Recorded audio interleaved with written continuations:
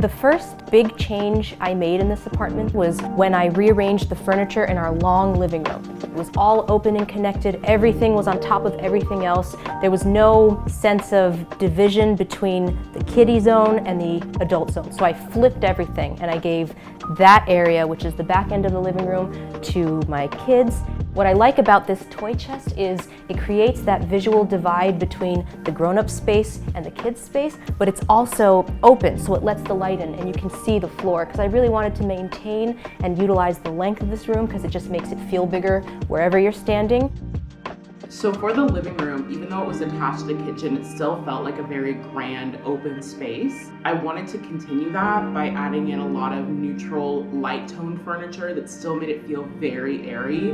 My ultimate goal was to make it feel almost spa-like, or like that sense of calm that you get when you take a deep breath out. One of the biggest challenges, obviously, living in a studio apartment is space and storage, trying to figure out where you're going to put everything. Luckily, we had this big built-in bookshelf. Lucy had the great idea to actually add some wicker baskets all along here.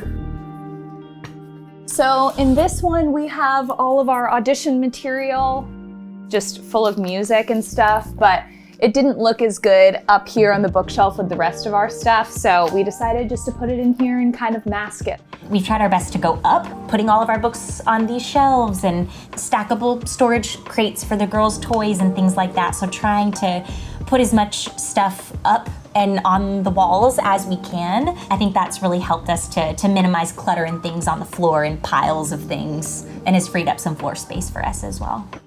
Welcome to my living room, and I say that in quotation marks. So, a nice big area rug. It's also super soft and cozy, and that's, I think, a really important thing when you're picking out a rug for your home, especially a small space. If you're gonna sit on the floor, is get a rug that feels really good, like you wanna just lay on it. A great trick in a small space, instead of just using dining chairs, is a small banquette. This way it's flush against the wall. It's also great space for two, and there's less visual clutter.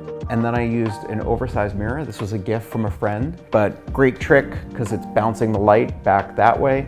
And when you're walking towards it, you see the views from outside the window, so it makes a small space feel much bigger because you think it's extending past us.